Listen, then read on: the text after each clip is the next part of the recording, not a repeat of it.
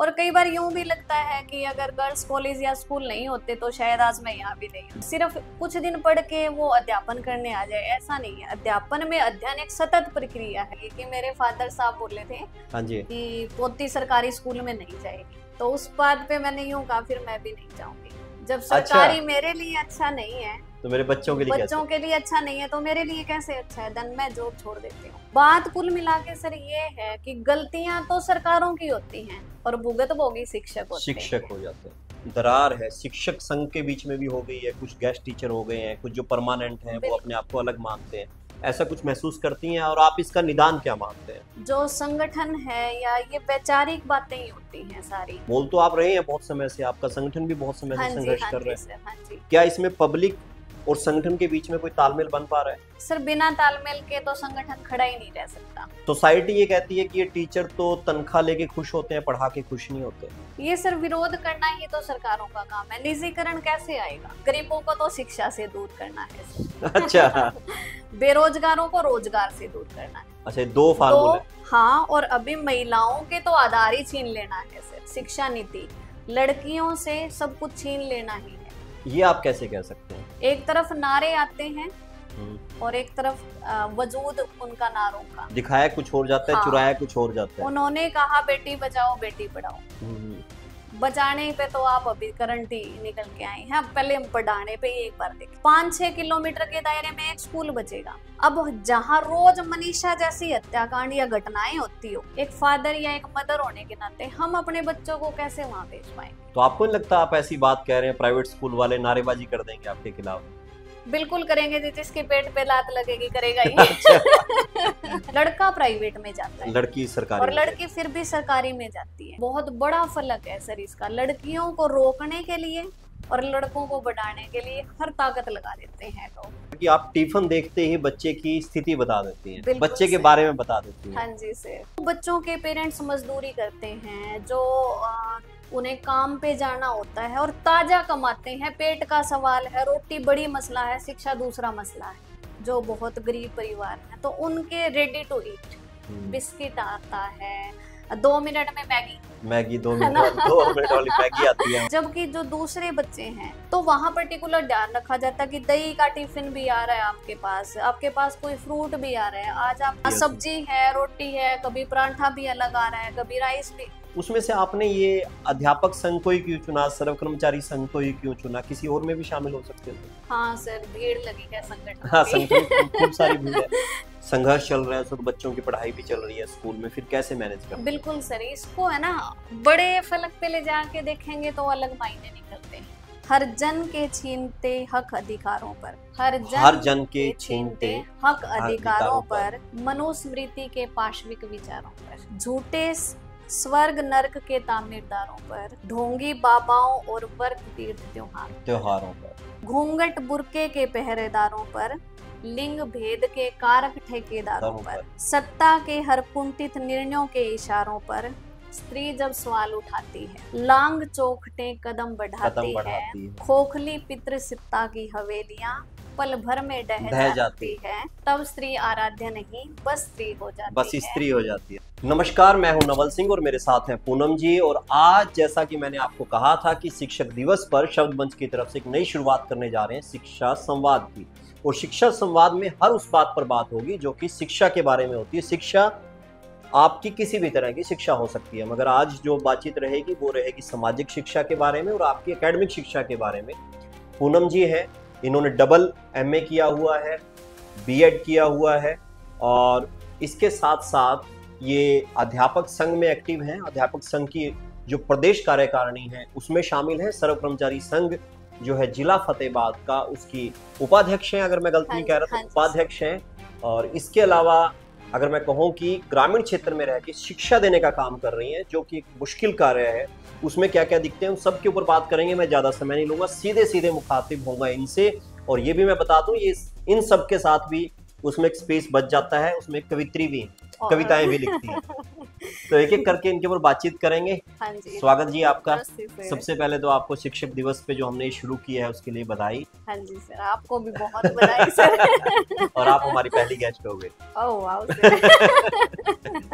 तो शुरुआत कहाँ से करें? शुरुआत अच्छा एक शब्द से कर सकते हैं। मैं आपका स्टेटस देख रहा था। Okay sir. स्टेटस पे आपके लिखा हुआ था अध्ययन अध्ययन अध्ययन। अध्ययन, अध्यापन और संघर्ष। हाँ, संघर्ष। हाँ ये सर, ये एक्चुअली में तो सर हरियाणा विद्यालय अध्यापक संघ का लोगो है। अच्छा। वहां से है, पर ये मुझे लगता है कि प्रत्येक व्यक्ति की जिंदगी से जुड़ा है। अध्ययन तब सार्थक है जब वो एक टीचर है, वो सिर्फ कुछ दिन पढ़ के वो अध्यापन करने आ जाए, ऐसा नहीं है। अध्यापन में अध्ययन एक सतत प्रक्रिया है, डेली होने वाली चीज, और इन दोनों चीजों को बचाने के लिए संघर्ष तो बनता ही है सर। संघर्ष तो बनता ही है, daily तो इसलिए life आपका में, हाँ, ये सर, रोशनी देता है आपको। बिल्कुल सर, ये बड़ी ताकत देता है सर। अच्छा, आप हिसार के पास जो गांव है शाहपुर, वहाँ की बिटियां हैं। हाँ जी सर। तो परिवार में और कौन कौन है, कैसे रही आपकी पढ़ाई? सर मेरे फादर हैं शिवनाथ बेनीवाल हैं सर, वो एमए इकोनॉमिक्स में रहे हैं, उस टाइम में भी पढ़े लिखे, पर खेती बाड़ी से ही जुड़े थे। मेरी मम्मी है वो मिडिल तक की उन्होंने स्टडी की थी, और वो भी खेती में ही। भाई बहन? थे 2 बहनें हम सर, भाई हैं। बड़ी बहन है वो हाउसवाइफ ही है, इवन वो एमफिल है। अच्छा, एमफिल है। हाँ जी सर। और भाई है वो पुलिस में है सर, हरियाणा पुलिस में। अच्छा। हाँ जी सर। ठीक है। पढ़ाई सर गांव से ही हुई पहले तो, फिर 9th 10th में गर्ल्स स्कूल सर, इसको हम फोकस ही कर लें थोड़ा। हाँ जी, हाँ जी, बिल्कुल बिल्कुल। लड़कियों के स्कूल में शिक्षा मिली सर, वहीं से फिर कॉलेज है वो भी गर्ल्स कॉलेज ही गर्ल्स कॉलेज ही रहा। हाँ वो एजुकेशन में नहीं जा पाए? नहीं, कभी नहीं जा पाए सर, ये अनलकी हो गए इस मामले में। अच्छा। तो परिवार को ये लगता था कि जो गर्ल्स स्कूल है, गर्ल्स कॉलेज है, उसमें ज्यादा सुरक्षित है। हाँ बिल्कुल सर, बिल्कुल। और कई बार यूं भी लगता है कि अगर गर्ल्स कॉलेज या स्कूल नहीं होते तो शायद आज मैं यहाँ भी नहीं हूँ। यहाँ भी ना। हाँ, ये हरियाणा के परिवेश में बड़ी बात है सर। ये एक सामाजिक फाउंडेशन भी है, मगर वो था तो इसलिए आप पढ़ भी पाई। बिल्कुल सर, ये दोनों चीजें हैं सर, एक साथ ही चलती हैं। हाँ जी सर। तो इस बीच आपने डबल एमए की, एक एमए से मन नहीं भरा? सर डबल एमए और एमए करना लड़कियों के लिए अलग बात है सर, फिर अच्छा, ये भी बताओ। जो लड़के पढ़ते हैं सर, मुझे लगता है वो ज्ञानार्जन भी होता है उसमें, रोजगार पर है। ठीक है। हमारे मामले में थोड़ा उल्टा हो जाता है सर, शादी बड़ा मसला होता है। अच्छा। हाँ, कि अगर लड़की अच्छी पढ़ी होगी तो अच्छा रिश्ता मिल जाएगा, वर अच्छा मिलेगा। हाँ, तो ये एक तरह का यही था सर। तो इसलिए एजुकेशन को बढ़ाया गया। तो एमबीए तक गए फिर आप इसमें? हाँ सर, 1 साल का वो शादी के बाद था। शादी के बाद किया? पहले एमए संस्कृत तो सर मैंने शादी से पहले किया था। अच्छा।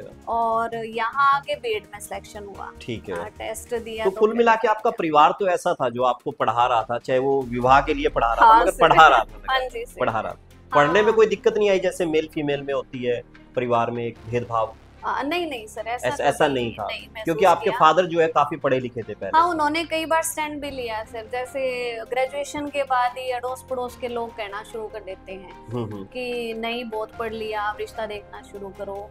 तो सिस्टर की शादी करनी थी, उन्होंने कोशिशें भी की, ऐसा नहीं कह सकती मैं नहीं करी, पर जब कुछ ऐसा हल नहीं लगा तो फिर मेरे पापा ने स्टैंड लिया कि नहीं, वो पढ़ना चाहती है, हम पढ़ाएंगे उसको।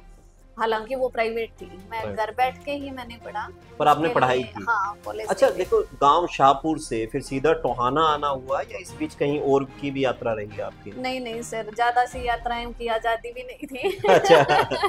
तो शाहपुर की बिटिया और यहाँ आके गांव पिढ़ाई खेड़ा में शादी हो गई, और तब से यही है। ज्यादा से ऑप्शन नहीं मिलते ना सर हमें। अच्छा। सफर भी लड़कियों का एक टारगेटेड होता है सर, बांध दिया जाता है ना, कि ऐसा नहीं है कि आप उच्च अध्ययन के लिए, जैसे अब कुछ कवायदें शुरू हुई हैं कि बच्चों को दिल्ली भेज दिया जाए या बाहर कहीं भेज दिया जाए। उस समय ऐसा नहीं था, और अभी भी मुझे लगता है ज्यादातर ऐसा नहीं है सर। अभी भी लड़कियां इस मामले में बड़ी दिक्कतें फेस करती हैं। तो ज्यादा सा कभी टारगेट रहा कि अगर मौका मिलता तो वहाँ पढ़ती, मैं उस यूनिवर्सिटी में जाती? बिल्कुल रहा सर, मैं जेएनयू जाना चाहती थी। अच्छा, जेएनयू का सपना है? हाँ, मतलब कॉलेज में एक टीचर होते थे जो वहाँ से पढ़े थे, तो अक्सर उसके बारे में बताते थे, जेएनयू के बारे में जिक्र करते थे। जेएनयू के बारे में जिक्र होता था काफी। तो अब बेटियां जाएंगी आपकी जेएनयू? बिल्कुल जाएंगी सर। 2 बेटियां हैं आपकी? बड़ी बेटी सर, हाँ जी, बड़ी बेटी एफडीटीआई में है सर, नोएडा। हाँ जी, और छोटी का सर मेरे स्कूल में थी, तो इस बार राई स्कूल सोनीपत में सिलेक्शन हुआ है उसका।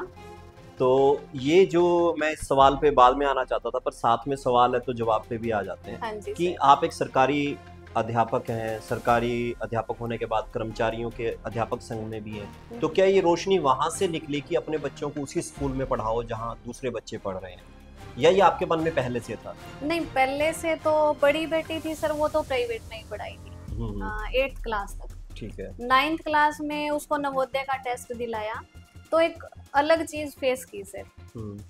उसको जिस स्कूल में जाती थी वहाँ मैंने बुक दे के भेजा कि अगर आप इससे संबंधित कुछ करा पाओ तो इसका वहाँ सिलेक्शन हो जाए। तो उन्होंने बिल्कुल हाथ खड़े कर दिए कि देखो ऐसा नहीं है, हम तो इसी को लेके चलेंगे, ये इतना ही है, क्योंकि शायद वो अपने बच्चे को खोना नहीं चाहते थे। और पूंजीवाद का तो सिस्टम ऐसा सर, ठीक है, कि अगर एक बच्चा प्राइवेट स्कूल के लिए तो एक वो था कि पैसा आ रहा है उस बच्चे से, इनकम का सोर्स था वो। एक बच्चे का जाना भी सर उनके लिए तो दुखदाई है, दुखदाई घटना है उनके लिए। बिल्कुल सर। तो वहां से मुझे लगा कि हमें थोड़ा बदल लेना चाहिए, उसको खुद ही तैयारी कराई फिर छोटी बिटिया को, बड़ी बेटी को, और वो नवोदय में चली गई खाराखेड़ी से। खाराखेड़ी, हाँ। और छोटी बेटी को सर शुरू से ही दिमाग में था कि मैं अपने बच्चे को खुद नहीं पढ़ा सकती, तो फिर मैं दूसरे के बच्चों के साथ न्याय नहीं कर पाऊंगी। तो मैंने उस पे स्टैंड लिया। और एक बार तो सर बातों में जिक्र भी हो ही जाना चाहिए कि मेरे फादर साहब बोले थे, हाँ जी, कि पोती सरकारी स्कूल में नहीं जाएगी। अच्छा जी, है ना। तो उस बात पे मैंने यूं कहा फिर मैं भी नहीं जाऊंगी। जब सरकारी मेरे लिए अच्छा नहीं है तो मेरे बच्चों के लिए अच्छा नहीं है, तो मेरे लिए कैसे अच्छा है? देन मैं जॉब छोड़ देती हूँ। अच्छा, तो ये बड़े स्टैंड भी कह सकते हैं या छोटा भी कह सकते हैं। नहीं, बड़ा स्टैंड था, आपने तो पूरी चुनौती पेश कर दी उस सिस्टम और फिर वो वहाँ रही।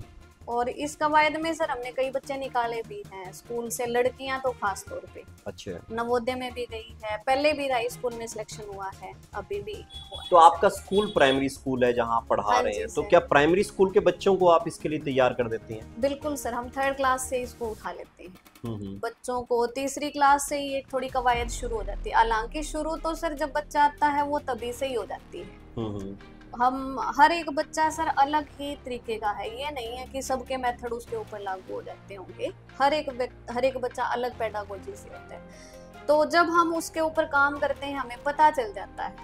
एक टीचर को जैसे एक डॉक्टर को जब डायग्नोज करता है तो पता होता है। तो कोशिश रहती है सर जितने अधिकतम निकाल पाए कुछ। तो आप सिलेक्शन कर लेती हैं बच्चों को, एक्सरे हो जाता है आपका? कोशिश करते हैं। यानी कि अगर हमारे दर्शक आपसे मिलके इस बारे में कोई बातचीत करना चाहें कि उनका बच्चा कैसा है, तो आप मदद करेंगे? हाँ बिल्कुल करूंगे सर, बिल्कुल। ठीक है, ये फिर हम एक वर्कशॉप करवाते हैं। ठीक है।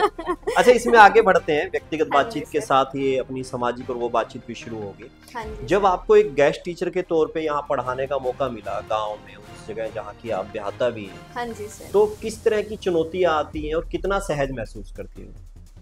सबसे पहले तो सर इस शब्द का ही विश्लेषण हम कर लें तो ज्यादा बेटर है। जी जी बताएं। टीचर और गेस्ट टीचर, हम इसमें भी थोड़ा सा फर्क है।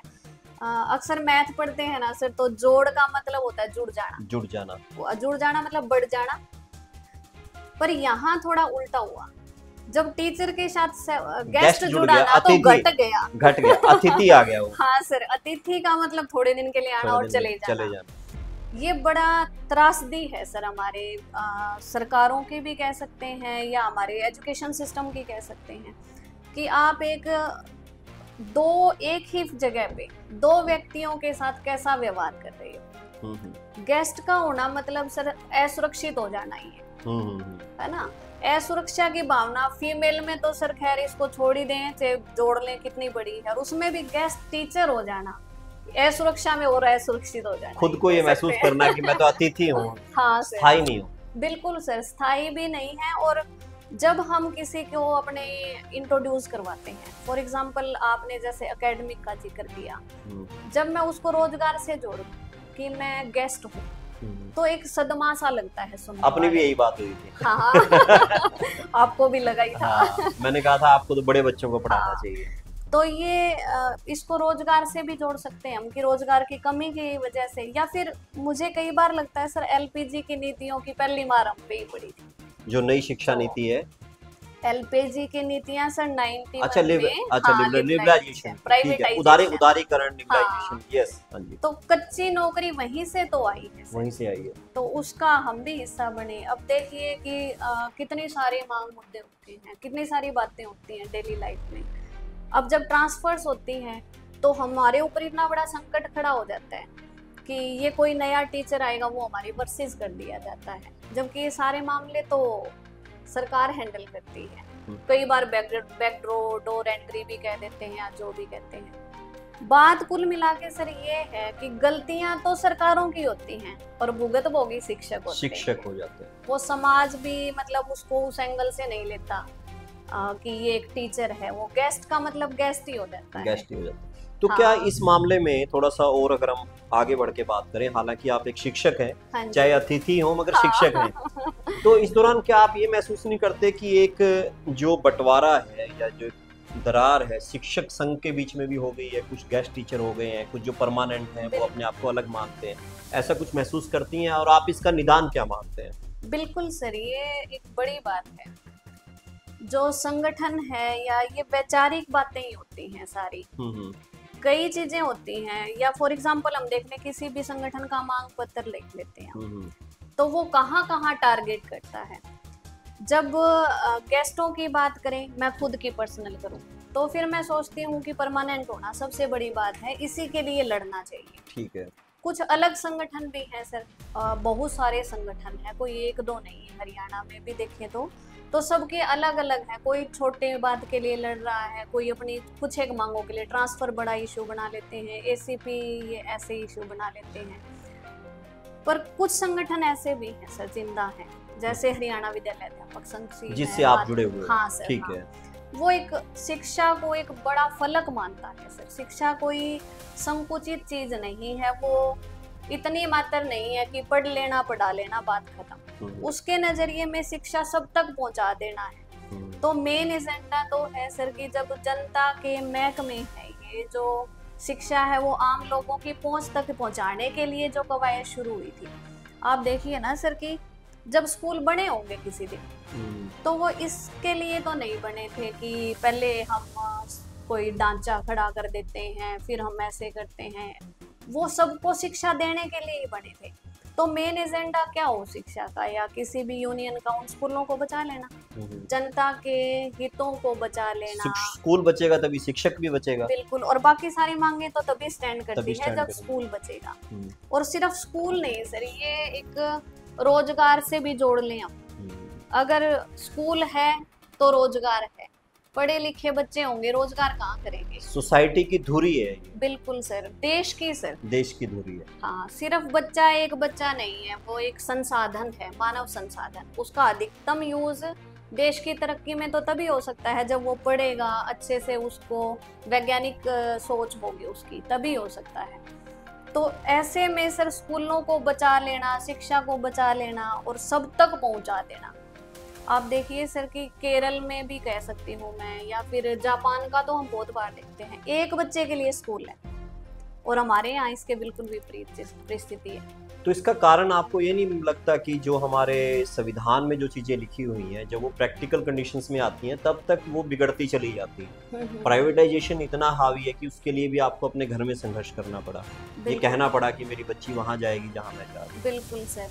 तो इसको लेकर कितनी समझदारी आप शिक्षक के बीच में जगा पाते हैं या सोसाइटी के बीच में जगा पाते हैं? इसको किस नजरिए से देखते हैं? अभी बोल तो आप रहे हैं बहुत समय से, आपका संगठन भी बहुत समय से संघर्ष कर रहा है, क्या इसमें पब्लिक और संगठन के बीच में कोई तालमेल बन पा रहा है? सर बिना तालमेल के तो संगठन खड़ा ही नहीं रह सकता।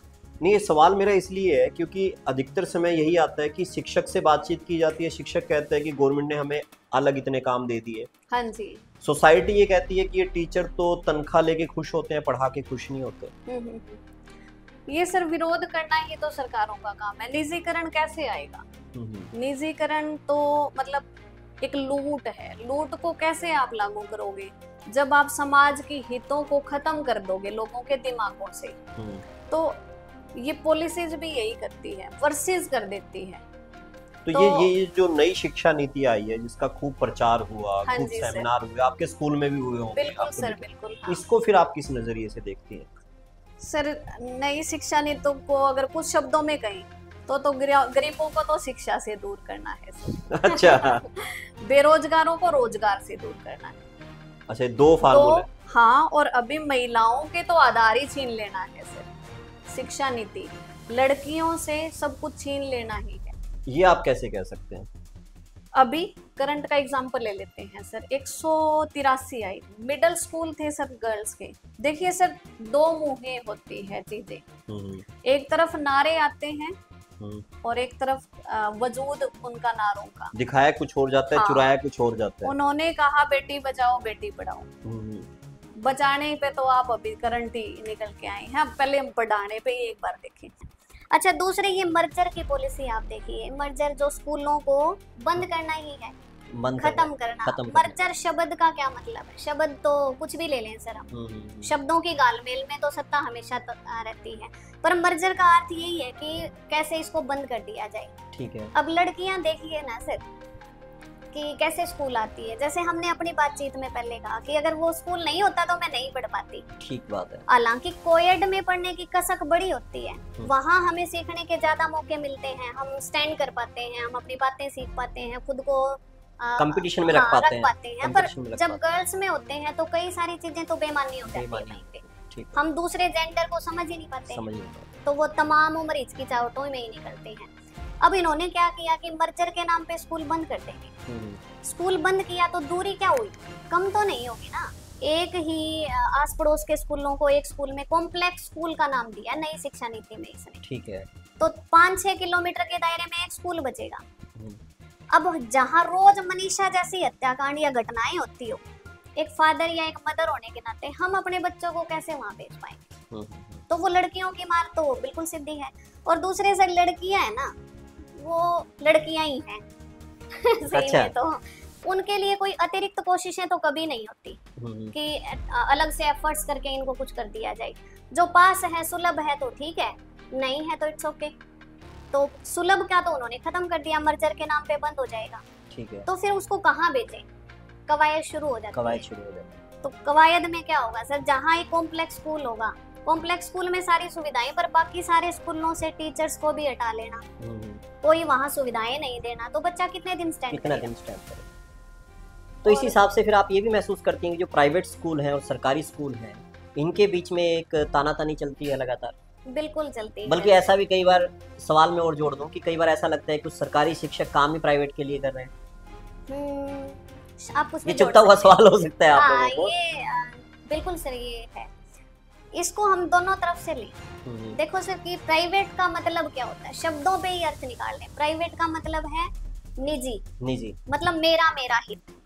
मेरा हित मीन्स किसका? जो स्कूल को चला रहा है, उसके जो हेड है, जो इंचार्ज है, उसी का हित है, पर्सनल हित पे खड़ा है, वो प्रॉफिट बेस्ड है। अब प्रॉफिट बेस्ड जब होता है तो वो किसके भले के लिए तो नहीं पड़ रहा था। जो सार्वजनिक संस्थान है सर, वो होते हैं जनता के हित के महकमे, जिसमें आम जनता की, बच्चों की, सबकी भलाई का केंद्र होता है। जबकि वहाँ उल्टा होता है, वहाँ ऐसा कुछ नहीं होता, वो अपने प्रॉफिट बेस्ड होते हैं। जितने ज्यादा बच्चे हैं उतनी ज्यादा इनकम है, ठीक है, लूट आधारित प्रक्रिया। अब दोनों को एक साथ लें तो आप कभी सरकारी और प्राइवेट में जाके देखना, ये थोड़ी सी अनौपचारिक शिक्षा एक शब्द आता है, अनौपचारिक शिक्षा है ना, औपचारिक और अनौपचारिक। अनौपचारिक शिक्षा हम प्राइवेट में कभी नहीं देख सकते। वहाँ जो कम शब्दों में मैं कहूँ तो एक स्कूल ऐसा जहाँ सिखाने पे जोर, और दूसरा स्कूल ऐसा जहाँ लूट और रटाने पे जोर, जो मुझे लगता है। तो आपको नहीं लगता आप ऐसी बात कह रहे हैं, प्राइवेट स्कूल वाले नारेबाजी कर देंगे आपके खिलाफ? बिल्कुल करेंगे, जिसके पेट पे लात लगेगी करेगा ही।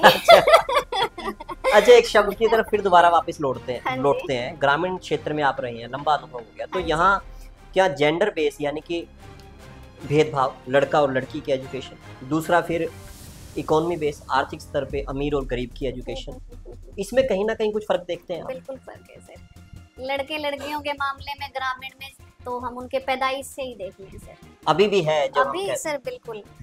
जब लड़की पैदा होती है ना सर, आप सोशल जुड़े हुए हैं, हम भी सामाजिक प्राणी हैं, चारों तरफ देखते ही हैं। देखो जब लड़की पैदा होती है ना, तो लड़की ना होने के लिए भी कितना बड़ा दवाई का बाजार भी खड़ा कर दिया। ये बात सही है, कितना बड़ा बाजार है, देवी देवता भी पूजे जाते हैं इसके लिए। तो हर तरीके की कवायद होती है कि लड़की ना हो।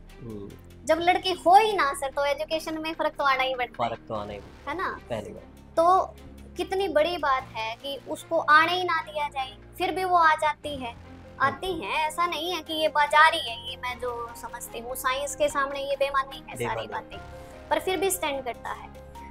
उसके बाद वो जब लड़कियां स्कूल जाती हैं तो आप देखो 2 भाई बहन अगर एक स्कूल में, और ये एक गांव का पीछे से सर्वे भी आई थी, कुछ ऐसा डेटा भी आया था बुत्थन गांव का, या आप खुद भी एक कभी इसको करने की कवायद करना अगर उसके, तो कि कितने गांव ऐसे हैं जहां लड़कियां भाई बहन ऐसे हैं, तो अगर थोड़ी सी भी माँ बाप की आर्थिक स्थिति ठीक होती है ना तो लड़का प्राइवेट में जाता है, लड़की सरकारी, और लड़की फिर भी सरकारी में जाती है ना। तो ये बहुत बड़ा फर्क है सर इसका, लड़कियों को रोकने के लिए और लड़कों को बढ़ाने के लिए हर ताकत लगा देते हैं लोग, ये बड़ी बात है, बड़ी बात है। तो आर्थिक तौर पे भी ऐसा समझा जाता है सरकारी स्कूल में सिर्फ गरीब बच्चे आ रहे हैं, जो दूसरे बच्चे हैं वो नहीं आ पा रहे। ये और कास्ट में भी ये नजरिया काम करता है क्या? देखो सर, ये मनुस्मृति की बात मैं कई बार सोचती हूँ, तो 4 वर्णों में जब बनता है ना समाज, ब्राह्मण क्षत्रिय वैश्य और शूद्र, तो मनुस्मृति में एक लाइन है, नारी शूद्रात अति शूद्रा,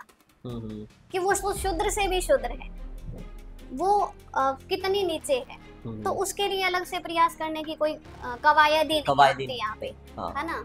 तो उसमें चाहे शिक्षा लगा लो, चाहे समाज लगा लो, चाहे आर्थिक मजबूती लगा लो, पर ये परिवर्तन संसार का नियम है ना सर, वो होता ही होता है, प्रकृति का नियम, प्रकृति का नियम, पर समाज का नहीं है सर, समाज कभी नहीं चाहता प्रकृति का नियम टल जाए, प्रकृति अपने आप को आगे बढ़ाती रहती है। ठीक है, तो ये कास्ट में भी रहता है कि इसी तरह के बच्चे ज्यादा आ रहे हैं सरकारी स्कूल में? बिल्कुल रहता है सर, इसका तो मैंने मेरे गांव में एक सर्वे भी किया था, अगर डेटा मेरे पास होगा तो मैं आपको दूंगी वो कभी। जब हम फील्ड में, मैं गांव में शुरू में यहाँ आई तो निकली थी स्कूल के लिए, तब गांव के स्कूल में थोड़े ही बच्चे थे। जब निकली तो, क्योंकि हमारे गाँव में सारे जनरल ही घर है, जनरल कास्ट है, बाकी कोई और है नहीं, और ये मुझे बहुत कचोटता भी है कई बार कि जब तक बच्चे एक परिवेश में नहीं पढ़ेंगे सारे, चाहे वो किसी भी वर्ग का है किसी का, तो वो कभी मानवीय संवेदनाओं को नहीं सीखेगा। वो किताबें रट सकता है, मानवीय मूल्य तो कभी नहीं उसमें हो सकते, वो दूसरों का दर्द समझ ही नहीं सकता, वो विश्व नागरिक बन ही नहीं सकता। तो उसमें क्या हुआ कि जब मैंने ये गांव में सर्वे किया तो किसी से मेरी बात हुई, उनसे मैंने पूछा कि क्या बात भाई, आप अपना बच्चा प्लीज भेजो वहाँ। तो वो कहते कि हमें तेरे ऊपर कोई डाउट नहीं है, बहुत अच्छा पढ़ाएगी, हम समझ सकते हैं, पर हम नहीं चाहते कि जो हमारा बच्चा है उसका कंधा दूसरे किसी SC कास्ट के बच्चे से टच हो। तो ये आप देखो ना कि हम आजादी के 78 साल बाद जब हम कहते हैं कि हम आर्थिक महाशक्ति हैं, हम अमृत काल में जी रहे हैं, तो उस अमृत काल का आधार क्या है? ठीक है, अच्छा थोड़ा सा और मैं जानना चाहूंगा, अभी हम जो बैठ के बातचीत कर रहे थे, हाँ जी सर, उस बातचीत में आ रहा था कि आप टिफिन देखते ही बच्चे की स्थिति बता देते हैं, बच्चे के बारे में बता देते हैं। हाँ जी सर, कैसे लगता है, थोड़ा दर्शकों को और बताइए आप। ये सर बड़ी बात है, ये टिफिन ही एकमात्र बात नहीं होती है, टिफिन तो एक आधार बन जाता है।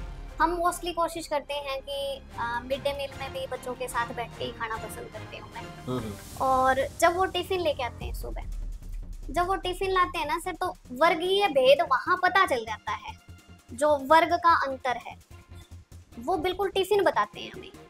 जो बच्चों के पेरेंट्स मजदूरी करते हैं, जो उन्हें काम पे जाना होता है और ताजा कमाते हैं, पेट का सवाल है, रोटी बड़ी मसला है, शिक्षा दूसरा मसला है, तो वहाँ पे जब बच्चे का टिफिन आता है ऐसे परिवारों से जो बहुत गरीब परिवार हैं, तो उनके रेडी टू ईट बिस्किट आता है, 2 मिनट में मैगी 2 मिनट वाली मैगी आती है वहाँ पे। हाँ, मैगी आ जाती है सर। ठीक है, तो मतलब जबकि जो दूसरे बच्चे हैं जो मेरे ही परिवार से लगा लो, या तो वहाँ पर्टिकुलर ध्यान रखा जाता है कि दही का टिफिन भी आ रहा है आपके पास कोई फ्रूट भी आ रहा है, आज आप वेराइटीज, डिफरेंट वैरायटी होती है, कम से कम 1-2 सब्जी भी हो सकती है। है, सब्जी है, रोटी है, कभी परांठा भी अलग आ रहा है, कभी राइस भी बदलता है। उनके बच्चों के टिफिन में रोटी आती है तो मुझे लगता बहुत कम ही आती होगी, या ऐसा है, अभी भी ऐसा है। और कई बार तो सर ये क्या ही कहें कि खुद घर से टिफिन ले जाना पड़ता है कुछ बच्चों। हाँ, बता रहे थे कि कुछ परिवार ऐसे हैं जो रात की रोटी बना देते हैं, सुबह वही खाते हैं। हाँ सर, ये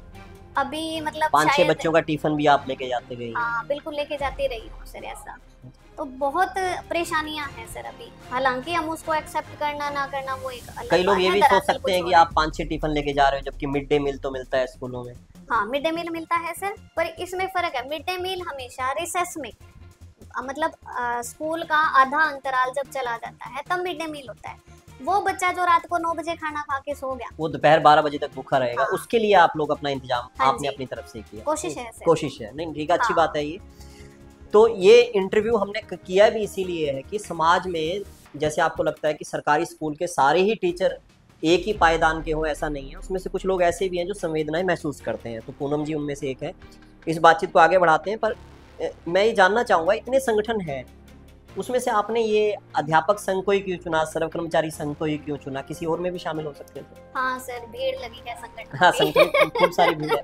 हाँ सर, बिल्कुल ये सही वाजिब सवाल है सर। संगठन है ना सर, कैसे बनता है? संगठन के बनने की भी एक प्रक्रिया होती है। ये बात हमने पहले जोड़ी भी है क्वेश्चन में कि कैसे है। पहले गेस्ट टीचर यूनियन से जुड़ी तो नहीं थी, कोई पदाधिकारी नहीं थी, पर हमने संघर्ष बहुत किया सर गेस्टों ने। वो राजरानी की शहादत भी, राजरानी की शहादत, ये बहुत बड़ी बात थी। बावजूद उसके कच्चे हैं, ये सरकार का काम। उसमें सर हमने देखा कि जो हमारा अगुवा दस्ता था, जब हम फिर लड़ाई के मैदान में थे, बच्चे भी छोटे थे तब, तो अगुवा दस्ता है वो सरकार की गोद में जाके बैठ जाता है। ओहो। और उसकी भुगत होगी सारे टीचर यूनियन। हाँ बिल्कुल होती है। जब ऐसा कुछ होता है तो विश्वास टूटते हैं सर। एक कॉमन टीचर का, चाहे आपका, मेरा, समाज में प्रत्येक व्यक्ति का, चाहे घर परिवार की छोटी इकाई से भी लगा विश्वास टूट जाता है, तो वो टूटा। फिर यूं लगा कि कौन ऐसा हो। फिर जब हमने देखा कि जब शिक्षा व्यापक है तो व्यापकता का मुद्दा लेके कौन चल रहा है। हरियाणा विद्यालय अध्यापक संघ से जुड़ने का एक कारण ये भी था सर कि एक तो वहाँ जो काम करने वाला व्यक्तित्व है, वहाँ के लोग हैं, जो अगुवा दस्ता है, वो वैचारिक है, पढ़ने में उनकी काफी रुचि है, वो अपने अध्ययन के ऊपर भी उतना ही फोकस करते हैं। तार्किक है। हाँ बिल्कुल सर, तार्किक है वो। सवालों को, सत्ता को कटघरे में खड़ा करना जानते हैं सर वो, लोगों को उठाने के लिए बातों को। तो अध्ययन अध्यापन संघर्ष ही जिसका नारा है, जहाँ से शुरुआत है। ठीक बात है। तो अध्यापक संघ को चुनने का ये भी एक बड़ा कारण रहा कि वो आम जनता तक शिक्षा को पहुंचाने के लिए हर लड़ाई लड़ते हैं। वो सबसे ज्यादा फील्ड में रहते हैं। और एकमात्र सर यही संगठन है हरियाणा में जो स्कूल के परमिसेस के अंदर जितने भी कर्मचारी हैं, चाहे वो मिड डे मील का है, चाहे वो चपरासी है, चाहे वो टीचर है, जो भी है, सबके हितों की बात करते हुए आगे बढ़ता है। अच्छा, कई बार आपको ऐसा नहीं लगता कि ये जो संघर्ष होते हैं वो स्कूल में इफेक्ट डालते हैं, बच्चों की पढ़ाई भी डिस्टर्ब रहती है, परिवार भी डिस्टर्ब रहता है और लोग ये कहते हैं कि जो बेसिक काम है अपना वो काम कर लो, दूसरे काम में क्यों लगे? कोई बिल्कुल आते हैं सर ये हर्डल्स। तो देखो सर, प्रेरणा का काम हर्डल ही करते हैं। जब हर्डल्स आएंगे तभी हम आगे बढ़ेंगे। नहीं कि बच्चों से न्याय कर पाते हो जिस वक्त संघर्ष चल रहा है, तो बच्चों की पढ़ाई भी चल रही है स्कूल में, फिर कैसे मैनेज करते हैं? बिल्कुल सर, इसको है ना बड़े फलक पे ले जाके देखेंगे तो अलग मायने निकलते हैं। जो 222, 23, 25 दिन का स्कूल होता है सर सारा, मतलब वर्किंग डेज इतने होते हैं 222 दिन। संगठन का काम कितने दिन होता होगा सर? कितने हम आंदोलन लड़ते होंगे, या वहाँ के रोज के मुद्दों पे सारी साल में 15 या 20 दिन हम फील्ड में मतलब करते हैं। ठीक है। बाकी दिन हम स्कूल में होते हैं। फिर भी एक बात तो बनती है कि हम स्कूलों में बच्चों की पढ़ाई को हरास ना कर दें। इसके लिए कवायद होती है सर कि थोड़ा जल्दी चले जाएं। मैं तो अपनी बता सकती हूँ और बाकी जो यूनियन से जुड़े हुए लोग हैं उनकी भी बता सकती हूँ। साथ के लोग हैं। हाँ, तो जल्दी जाके बच्चों की कॉपियों को उस तरीके से देख लेना। गर्मी की छुट्टियों में मैं मोस्टली स्कूल में होती हूँ। अच्छा, आपकी छुट्टियां नहीं होती तब भी वर्किंग रहता है? वो बच्चे घर आ जाते हैं कि हम उस पे, या शाम को बच्चों को अतिरिक्त टाइम दे दिया जाता है। ऐसी भी कवायद तो कंपनसेट करते हैं उस चीज को। हाँ, ये कोशिश करते हैं सर। अच्छा, इस बीच समय निकाल के कविताएं भी लिख लेती हैं? कोशिश है सर। तो कविता का मुद्दा ये सामाजिकता रहती है या सब तरह के विषयों के ऊपर कविता लिखती हैं? प्रकृति पे लिखती हैं, प्रेम पे लिखती हैं, संघर्ष पे लिखती हैं, नारी भाव पे लिखती हैं, किस पे लिखती हैं? सर कविताएं लिखती ही नहीं हूँ। अच्छा, लिखती नहीं तो क्या करते हैं? वो एक लाइन है ना सर कि वियोगी होगा विरागी होगा पहला कवि, आह से निकला होगा गान। हमारे समाज है ना सर, जो सोसाइटी है हमारा समाज, उसमें सारे दिन आही ही तो निकलती है। बस वो कहीं खुद की लग जाती है तो शब्दों में डल जाती है। सुना दीजिए कुछ। हाँ, मैं कोशिश करती हूँ सर। हाँ, ये अभयाकार है जो, अच्छा, मनीषा या इनको कह सकते हैं हम, उस पे एक लिखी थी। और जो सरकार को भी कटघरे में खड़ा सा कर देती है, जो रोज करंट न्याय की बात करते हैं कि हम न्याय दे देते हैं। हाँ, उस पे भी है, देखना। तो कितने वर्ष से लिख रही हैं आप ये? जब से यूनियन से जुड़े, पहले नहीं थी। ठीक है, ठीक। क्योंकि जब हम समाज से नहीं जुड़ते तो हमारे पास कुछ होता भी नहीं। यानी कि ये जो पूनम है, तो पूनम में परिवर्तन आया जब संगठन से जुड़े। संगठन ही पूनम बना पाया, पूनम बना पाया, ठीक है, सही है। हाँ, नहीं तो पूनम नहीं थी सर। वो स्त्री को लेकर एक, अच्छा, स्त्री को लेकर, हाँ, ठीक है, कि कैसे सोसाइटी सर औरत को जी समझती है। टाइटल तो स्त्री है सर। हर जन के छीनते हक अधिकारों पर, हर जन के छीनते हक अधिकारों पर, मनुस्मृति के पाशविक विचारों पर, झूठे स्वर्ग नरक के तामीरदारों पर, ढोंगी बाबाओं और व्रत तीर्थ त्योहारों पर, घूंघट बुरके के पहरेदारों पर, लिंग भेद के कारक ठेकेदारों पर, सत्ता के हर कुंठित निर्णयों के इशारों पर स्त्री जब सवाल उठाती है, लांग चौखटे कदम बढ़ाती है, खोखली पितृसत्ता की हवेलियां पल भर में ढह जाती है, तब स्त्री आराध्य नहीं बस स्त्री हो जाती है। बस स्त्री हो जाती है, तब स्त्री होती है। नहीं, बढ़िया है। असल मायने में कब स्त्री हो जाती है, आपने वो लिखा है। हाँ सर, बिल्कुल। आराध्य तो बनाई गई है आराध्य, ताकि और वो आर्थिक मुद्दों पे बात ना करे। और एक साहित्यिक लाइन ये भी है कि उसको, जिसको आपने शोषण करना है उसको आप आराध्य बना दो। बिल्कुल सर। जिसका आपने शोषण करना है उसको महान बना दो, उसको कहो कि तू तो महान है, तो सब कुछ दे सकता है। हाँ, मंदिरों में टिका देना। हाँ, वही इस तरह का बात। अच्छा, एक अगर आपको, जिस तरह की हमारी काफी बातचीत हुई, मुझे नहीं लगता कि इसके ऊपर भी बातचीत कर लेते हैं कि वर्तमान समय में मोबाइल और एक संचार माध्यम काफी फैल गया, और इस संचार के माध्यम में आपको अपनी बात फैलाना आसान था, मगर ऐसा क्यों होता जा रहा है? एक स्त्री होने के नाते, एक शिक्षक होने के नाते, एक सामाजिक कार्यकर्ता होने के नाते मैं जवाब चाहूँगा कि लोग इस तरह के विचारों से ज़्यादा जो कमर्शलाइजेशन के विचार हैं उस तरफ ज़्यादा क्यों जा रहे हैं? उस तरफ जाएंगे सर, क्योंकि जब जैसे मैं आपको एक बात बता दूं, हाँ, कि आपके इंटरव्यू पे इतने व्यूज नहीं आएंगे, हाँ, जितने एक कोई गाना गा देगा या कुछ और डांस कर देगा उसके ऊपर आ जाएंगे। तो सर परिवर्तन कहाँ पसंद होते हैं आसानी से। अच्छा। जब टाइम है सर शॉर्ट वीडियोस का, हाँ, जब बच्चों के दिमागों में, बड़ों के दिमागों में हमने बांध दिया, उसको सीमित कर दिया कि इतने तक सीमित रहे, है ना, तो परिवर्तन कहाँ पसंद करेगा, कौन करेगा सर? सारी चीजें जब पूंजीवाद हैंडल कर रहा है, पूंजी ने अपने टैकल कर लिया चीजों को, कि मोबाइल का यूज बाजार के लिए, बाजार बनाया उसने, तो बाजार में सर विरोधी भावनाएं तो कभी से स्वीकार्य नहीं थी। अगर स्वीकार्य होती तो सावित्रीबाई फुले को क्यों सर गोबर कीचड़ झेलना पड़ता, सहन करना, क्यों बी.आर. अम्बेडकर को सर इतना स्ट्रगल करना पड़ता, क्यों पेरियार को ऐसा करना पड़ता? तो ये पहले की बात नहीं है सर, प्रेजेंट सिनेरियो में भी ऐसा ही है, स्टैंड करते हैं। अगर आपको एज ए परिवर्तन करने वाले के तौर पे कभी कुछ मिले कि कुछ परिवर्तन करना है, कोई पूछे आपसे, तो क्या कहेंगे? एजुकेशन में क्या परिवर्तन होना चाहिए? एजुकेशन तो सर सबसे पहले तो सबके लिए सर्वसुलभ होनी चाहिए, और हो सर ऐसी कि प्रत्येक बच्चे के लिए, चाहे वो किसी का भी है, चाहे वो टीचर का है, चाहे किसी मंत्री का है, एक बच्चे के लिए, शिक्षा के लिए सबके समान स्कूल होने चाहिए, गुणवत्तापरक शिक्षा होनी चाहिए, ऐसी एजुकेशन जिसमें बच्चा एक इंसान बन पाए। ये बहुत इम्पोर्टेंट है सर आजकल के संदर्भ में।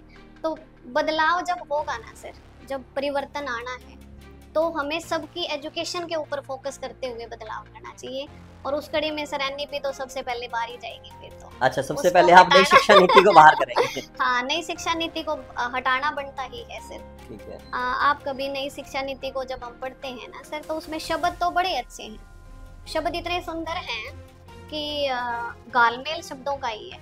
जैसे आपको किसी ने शादी में इनवाइट कर लिया, देन आप शादी में जाते हो तो, या फिर उसका मेन्यू डिसाइड होता है, तो यूँ कहते हैं मुझे गोलगप्पे चाहिए, आइसक्रीम चाहिए, और आइसक्रीम में की इतनी वैरायटी चाहिए, इतना कुछ चाहिए। वो एनईपी हमें क्या कहती है, आपको सब कुछ मिलेगा, सब दे देंगे, पर जो खर्चा है ना शादी का, वो आने वाले रिश्तेदार उठाएंगे।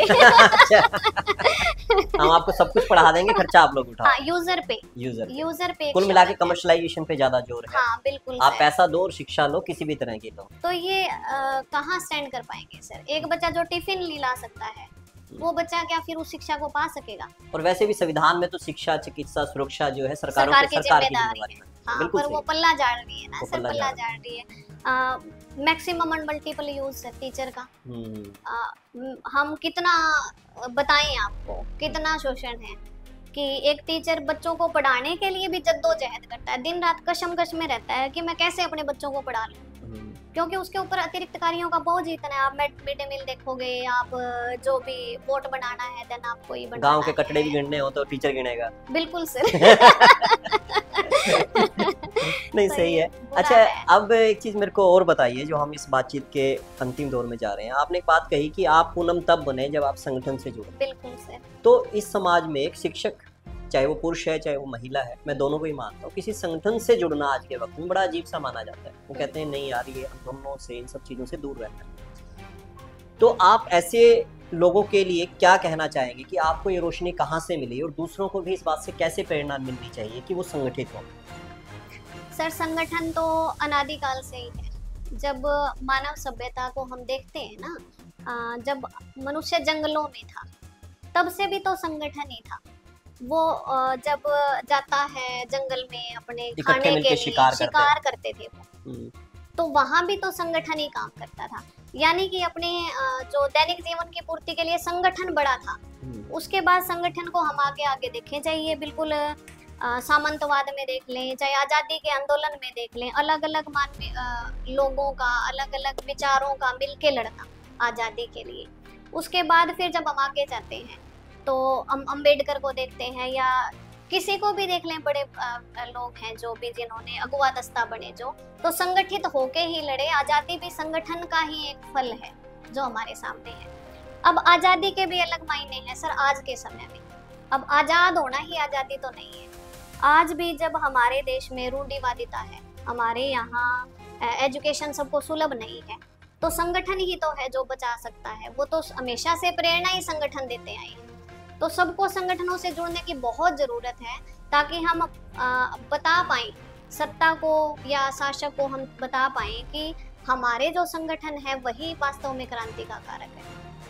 बड़ा अच्छा लग रहा है और लग रहा है कि बातचीत चलती रहे, मगर लंबी बातचीत ज़्यादा लोग सुन नहीं पाते। हाँ, तो मैं अंतिम पड़ाव में आपसे ये जानना चाहूँगा कि कुछ ऐसी बात जो कहनी रह गई और आपको लगता हो ये कहना भी बहुत ज़रूरी है आज के साक्षरता में। सर, हमेशा कहने के लिए रहता ही रहता है। हाँ जी। जब हम आंदोलनों में खड़े होते हैं, जब हम किसी सार्वजनिक संस्थान से जुड़े होते हैं, और एक महिला होने के नाते तो बहुत कम मौके मिलते हैं जब हम अपनी बात कर पाते हैं। अगर मैं यूँ कहूँ आपसे कि बहुत कुछ बचे में सबसे बड़ा तो ये बचा है कि सर, पढ़ाई जो है उसको किताबों से काट लेना ही हो गया है आजकल। जो नए बच्चे आते हैं, या एजुकेशन को सिर्फ एक फोकस कर दिया हमने कि रोजगार है तो शिक्षा हमें लेनी है, जबकि ये बहुत छोटा अर्थ है उसका। जो एजुकेशन है वो एक बहुत बड़ा फलक है सर।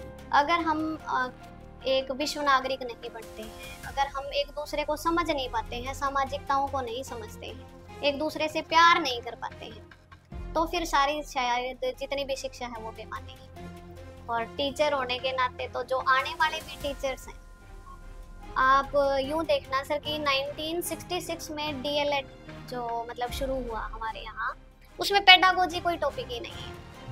जबकि बिना पेडागोजी आप स्कूल में कदम ही नहीं रख सकते पेडागोजी, है ना। और जो हमारी जेबीटी में, बीएड में हम पढ़ते हैं, उसका बीच में स्कूलों में कोई उसका महत्व नहीं है किसी तरह का। कुछ चीजें हम पढ़े सर, हमें किताबों की तरफ लौटना ही चाहिए। कुछ किताबें जिसने हमें टीचर से टीचर बनाया, अगर आप कहें तो जरूर रखना चाहते हैं, तो एक तो पहला अध्यापक है सर, रशियन रेवोल्यूशन के बाद जो उन्होंने 3-4 सालों में ही 100% साक्षरता ले आई। एक टीचर क्या रोल प्ले कर सकता है समाज में, बहुत अच्छी है। एक सर दिवा स्वप्न है गिजूभाई का, ठीक है। और एक तोतो चान है सर, समर हिल है। काफी किताबें हैं सर, ये हमें जरूर पढ़नी चाहिए ताकि हम अच्छे इंसान बना पाएं। बहुत बहुत शुक्रिया, बहुत बहुत धन्यवाद। और मैं चाहूँगा कि किताबों की तरफ हमें लौटना चाहिए। जो हम बातचीत भी कहते हैं कि मोबाइल प्रचार के लिए बड़ा ज़रूरी है, मगर जब तक आप किताबों को खुद महसूस करके नहीं पढ़ेंगे, उस शब्दों से अपना एक दोस्ती नहीं करेंगे, तब तक आगे नहीं बढ़ेंगे। और ये किताबें हैं, पहला अध्यापक, तोतो चांद, दिव्या स्वप्न, समर हिल, तो जहाँ से भी मिल जाए खरीद के पढ़ लीजिए। ऑनलाइन भी मिल जाएंगी, मगर मेरा फिर भी ये मानना है कि प्रिंट में पढ़ने का एक अलग मजा होता है। बिल्कुल सर, किताबों की अलग खुशबू होती है। तो पूनम जी आपने इतनी अच्छी बात बताई। अब मैं चाहूंगा कि थोड़ा सा हमारे बारे में एनालाइज कर दिए, हम जो चला रहे हैं इसको कोई देखेगा समझेगा, क्या करेंगे इसको, और आप जो आज यहाँ आए आपको कैसा महसूस हुआ? सर मैं बड़ी हिचक रही थी पहले तो अच्छा। क्योंकि एक नया अनुभव है, हर अनुभव नया कुछ सिखाता है, और इसके लिए आपने मुझे मौका दिया, ये बड़ी बात है सर। शुक्रिया। ये बहुत अच्छा आप काम कर रहे हैं सर लोगों के बीच में। जब आपका ही क्वेश्चन था ना कि शॉर्ट वीडियोस का टाइम है, तो आप जैसे कुछ चुनिंदा लोग ही हैं सर जो ये लोगों के बीच में ले जा सकते हैं कि शॉर्ट वीडियो की बजाय सर बहुत कुछ है समाज में करने के लिए, बदलाव की बहुत। हर बात छोटी नहीं होती, कई बार बड़ी चीजें भी समझनी पड़ती हैं, और जिंदगी का सफर बड़ा है। जब जिंदगी बड़ी है तो मेरा ये कहना होता है कि वीडियो भी बड़ी होनी चाहिए। जितनी बड़ी वीडियो जिंदगी भी जिंदगी होनी चाहिए, इसको छोटे में नहीं समेटा जा सकता। बिल्कुल। तो पूनम जी थे, काफी अच्छी बातचीत रही, और मुझे लगता है कि इनको फिर से बुलाया जाना चाहिए, और अब की बार इसलिए बुलाया जाना चाहिए कि ताकि हम ये बात करें जो इन्होंने एनालाइजिंग किया था कि बच्चों को देख के एक्सरे करके समझा जा सकता है कि वो बच्चे के अंदर क्या खासियत है और उसको कहाँ भेजा जाना चाहिए। बिल्कुल सर। तो उसके तौर पे इनसे बातचीत करेंगे, और आज ये आए, इन्होंने काफ़ी अच्छी बातें रखी। एक महिला होने के नाते नहीं, एक शिक्षिका होने के नाते, एक सामाजिक कार्यकर्ता होने के नाते समाज की उन चीज़ों को महसूस किया जिनको बदला जाना चाहिए, और सही शिक्षक के क्या मायने हैं वो इन्होंने बताया। और शिक्षा संवाद में इस तरह की चर्चाएं हम लेकर आते रहेंगे। सरकारी शिक्षक से बात हुई, प्राइवेट स्कूल के शिक्षक से भी बात करेंगे, और इसके अलावा उन लोगों से भी बात करेंगे जो कहीं पढ़ा नहीं रहे मगर असल में एक शिक्षक का कार्य कर रहे हैं। बहुत बहुत धन्यवाद, बहुत बहुत शुक्रिया।